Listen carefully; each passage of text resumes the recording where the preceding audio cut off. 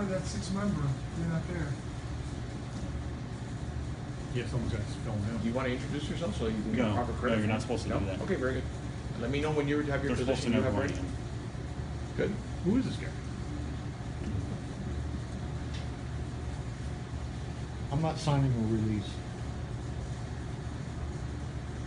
What a diva. He'll understand. I work with firemen, I hope. Do you like to run? What if I told you there was a way to run that was more efficient, caused less injuries, and was a faster method of running? There is such a method. It's called the pose running method.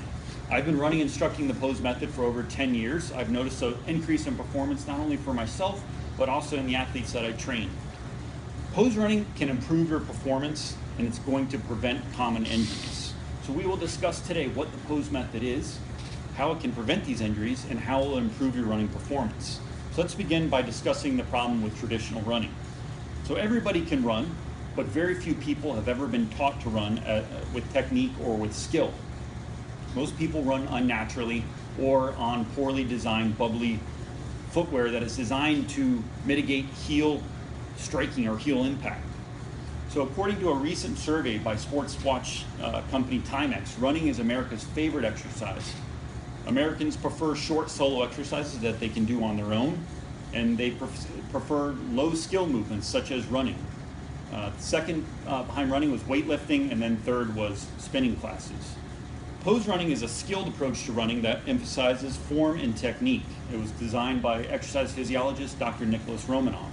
In pose running, there's 3 different phases or positions. We have the pose, which is a forward lean with the leg pulled up. We have the fall, which is falling into your step, and then we have the pull, which is picking up again of the foot. So in this method, we're using gravity to our advantage to allow greater efficiency through a forward lean by falling into our step as opposed to reaching out and grabbing our next step. So traditional heel toe running, where we reach out and grab our next step, causes repetitive impact that leads to injury. By heel striking, we've now taken the ankle out of the shock absorption equation. It is no longer there to pronate naturally and absorb our impact. We're taking the entire impact through the heel, leaving only the knee and the hip to absorb that impact in the vertical plane. So the pose method provides better efficiency and improved performance by using gravity to our advantage as opposed to fighting gravity. So not everybody agrees that pose running is the best method. Some believe that pose running is not the most efficient and that is not a natural way to run. According to a study done at UCT University on 8 competitive level triathletes, they found that over a 12-week period, triathletes that tried to transition to a pose running method saw a decrease in efficiency. Their O2 consumption went up and their stride length shortened. Those are factors that are determined in track athletes to be benchmarks or levels of performance.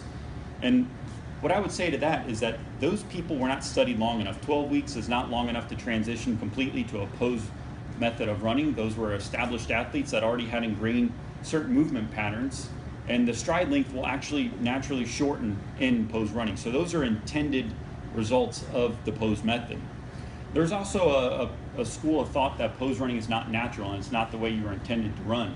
And I would ask you right now to go outside and run barefoot and ask me or tell me whether you landed on your heel or not when you're outside running. I'm pretty sure you're going to land on the ball of your foot. Or if you watch a small child run, they'll naturally land on the ball of their foot. It actually hurts very bad to land on our heel. That's something that's only enabled through modern footwear that has enough cushion or bubbly absorbance to allow our heel to take that ballistic strike. So now that we've discussed some of the benefits and dispelled some common misconceptions, let's put pose running to work for you. So when you leave here, how can you put this into effect? How can you make pose running work for you? And I have a very simple drill that I'd like you to do every time you go running. And that is very simply, before you can do a simple warm-up drill by placing your hands against a wall, fingertips on the wall, and then going down to your palms. You've now established a 5-degree forward lean. In that 5-degree forward lean, pick your knee up in front of you. That is the pose position.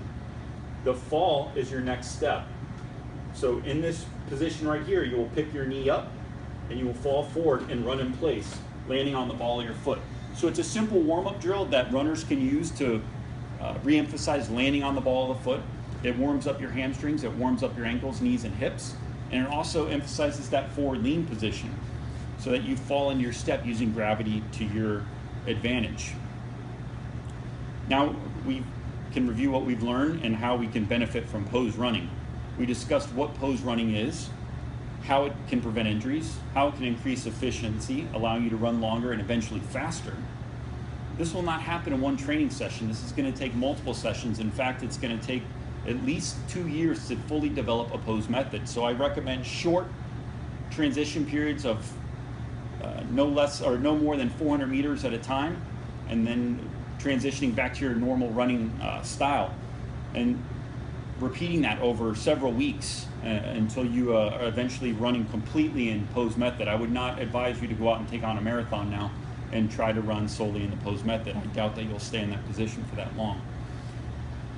So it's up to you to diligently use these pose running drills prior to every training session, and even on days that you're off day, you need to go out and warm up with it and use it as a skill reinforcement tool. So if you want to continue enjoying America's favorite exercise and doing it longer and doing it faster, try pose running. Where are we at? 6 minutes?